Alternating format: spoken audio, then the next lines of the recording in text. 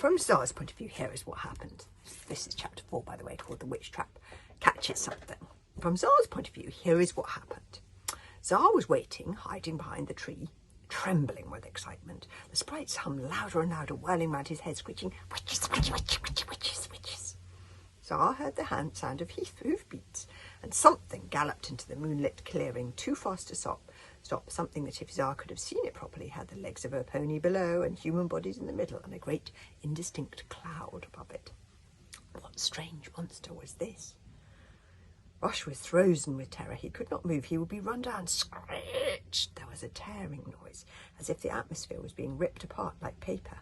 And then Tsar's senses were assaulted all at once by the worst smell you could possibly imagine. Rotting corpse and mouldy eggs, and dead man 6 weeks gone, with unwashed feet and underarm reek, while a splintering scream like the death agony of 500 foxes buried itself in Tsar's brain and reverberated around his head until he felt he might go crazy. What is going on, thought Tsar, with the tiny part of his mind that could still think. Rush curled up like a little hedgehog, rather pathetically putting his hands over his head, as if that would protect him from whatever horror was making that noise and that smell. Tsar yelled up to Crusher, and then everything happened all at once. The cloud or wind howled louder. Who knew what it was? Maybe Tsar was right and it really was a witch. But whatever it was, it screamed downwards, and at exactly the same time, all 7 of the sprites whacked their spells with their wands, sending the spell whipping towards the centre of the clearing with white-hot heat like speeding fireflies. And Crusher hauled like crazy on the net, and there was a gigantic explosion. That's one of the sprites launching the spell. Do you see? That's the sprites have.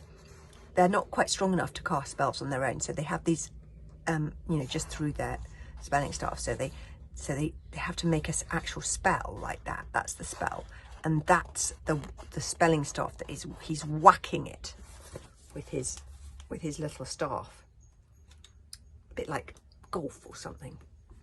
There was a gigantic explosion. Bang!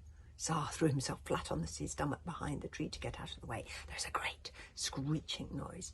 Something was ricocheting around the clearing, something unusually huge and dark and feathery. Oh my goodness, that does sound like it's a witch. And then exiting with a dreadful piercing wail. Clouds of black and green smoke filled the glade, and Tsar got to his feet, coughing.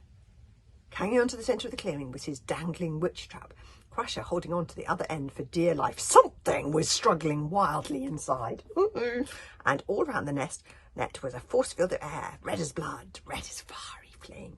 What on earth just happened, thought Rush, coughing and choking with the remnants of that smell, and unable to believe that he was still alive. It worked! Gasped Tsar.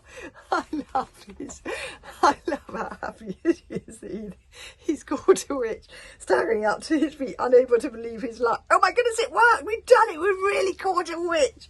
That's its force field. Stop attacking its sprites. It's pointless. Sure enough, the sprite spells, shooting out sparks, were trying to push their way through the bright red air, but the air turned redder still and like spiky, living, breathing, flaming thorns. Rush looked at the struggling net and gulped open-mouthed. Oh, by Mistletoe and all things lively, maybe Tsar really has done it.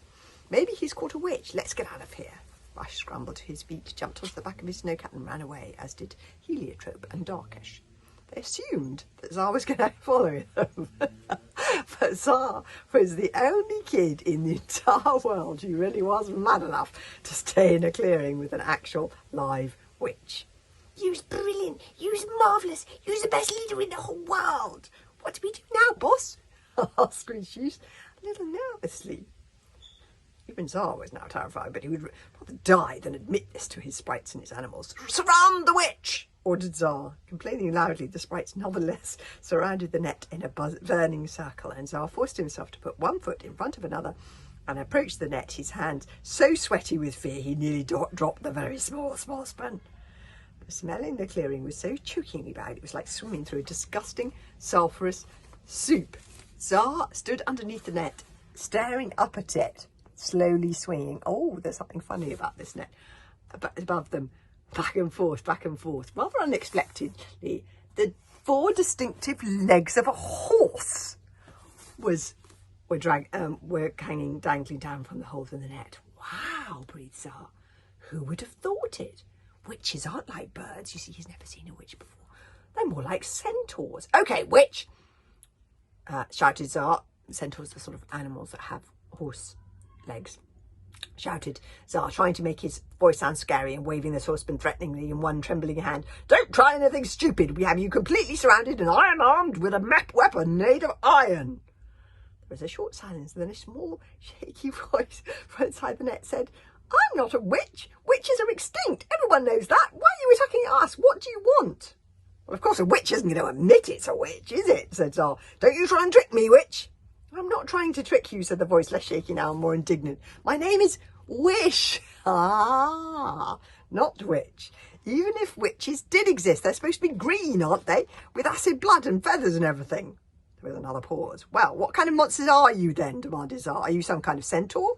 "No, no," said the voice. "That's just my pony. I think he may have fainted. Me and my friend Bodkin were going through the forest and something suddenly started chasing us. Let us go, botheration," thought Tsar. It wasn't a witch after all. It'd all been for nothing. His horrible, superior older brother had been right all along, and the entire evening had been a waste of time.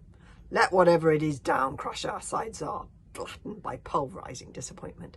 Slowly, Crusher let down the net. The pony had not fainted, poor thing. It had been hit by one of Tiffin Storm's sleep-inducing curses, and it lay on the ground snoring loudly. But Tsar saw there were humans in the net too, a small human dressed head to toe in armour who scrambled up from the snoring pony and stepped out of the net waving a large ornamental sword, and behind the teeny little human a slightly larger human, skinny as a rake and also encased entirely in armour, who was stumbling to his feet as if he was just waking up. We know that these two humans were Wish and Vulcan. Vulcan was the taller one and Wish was the little one with the sword. But Tsar had never met a warrior before, and he could never imagine that Wish and Bodkin might be heroes of the story, just like he was himself. All Tsar saw was that these were two humans wearing iron breastplates and carrying iron swords, which meant they must be warriors, and Tsar had been brought up to hate the warriors like poison, because they were the enemy. Okay, we'll have to see what happens when Tsar and Wish meet tomorrow.